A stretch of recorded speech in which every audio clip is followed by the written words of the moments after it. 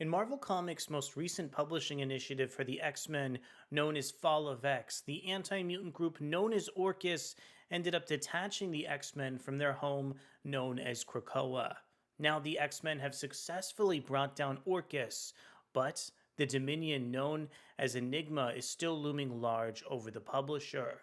My name is Ariko Braddock, and today, let's go ahead and see if a powered-up Jean Grey is able to dispatch one of the last foes in the Krakoan era of comics. But before we get deeper into the video, I want to encourage you to consider subscribing to the channel and hitting the like button over on this video. The battle for all time. The X epic concludes in a battle for those who are outside time and space, which is now and forever. And the result is being decided by whether someone can ultimately make the right choice. The end of the Krakoan Age barrels our way as the two series that are one conclude.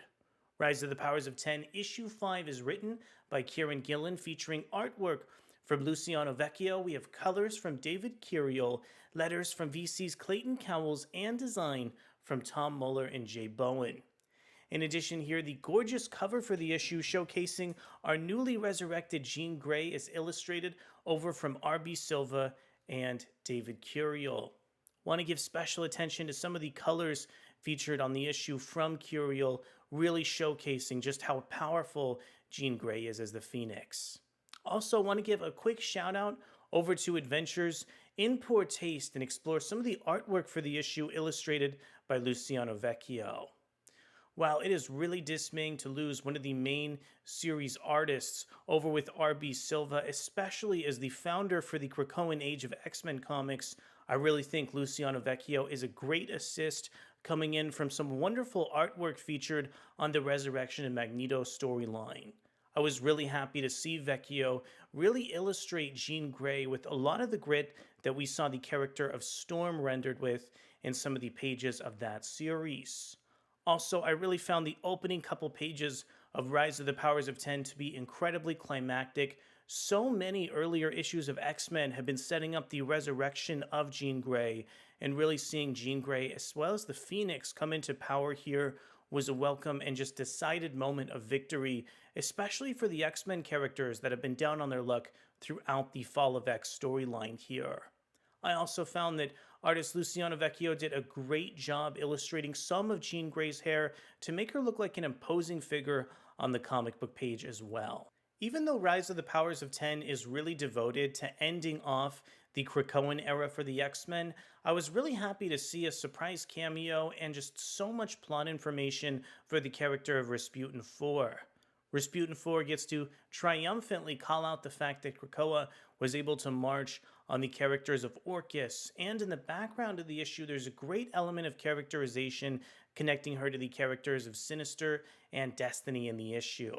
It really feels like this chapter of Rise of the Powers of 10 is also set to explore some of those final plot threads over in Immortal X-Men, so I was really happy to see mutants like Destiny as well as Mr. Sinister featured on this page as well, featuring just a beautiful and bold page design over from artist Luciano Vecchio.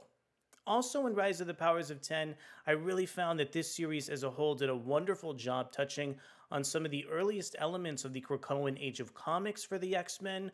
Watching the character of Professor Xavier have this choice confrontation with the character of Moira McTaggart was just a wonderful reprieve and callback to the very earliest issues of the dual miniseries that kicked off the Krakoan Age.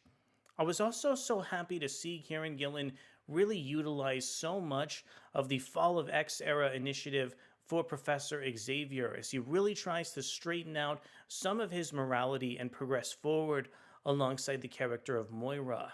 In some of the final moments of Rise of the Powers of 10, I really think Luciano Vecchio and Kieron Gillen did an excellent job just showcasing and really dialing the stakes of the epic brawl between Jean Grey and the villainous Enigma. Also, I really liked how so much of the subtext of this fight was levied over with Professor Xavier and Moira's exchange. It was super interesting learning about some of the plot implications that this exchange of dialogue had between these two characters that ends up impacting Jean Grey's fight with Enigma. So at the end of the day, I really think that Marvel Comics' Rise of the Powers of 10 issue 5 is a tremendous comic book trying to wrap up the Krakoan era.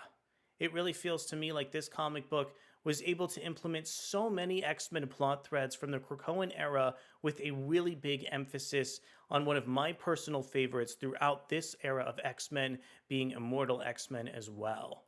Moving forward here, I really hope there's going to be a lot of just really nice scenes now that some of the villains are dispatched for some of our X-Men characters. I'm really hoping that in the X-Men 35 issue, we're going to get some beautiful characterization for so many of our heroes that triumphantly prospered over both Enigma and Orcus. But I want to know from you, what did you think about Rise of the Powers of 10? What did you think about the dual miniseries closing out the Krakoan Age of Comics? Let me know down in the comments below. Thank you so much for coming to check out our video review over on Rise of the Powers of 10-5, and we'll be back to witness the end of the Krakoan era for the X-Men in issue 35. Thanks so much, and I'll see you soon. Bye.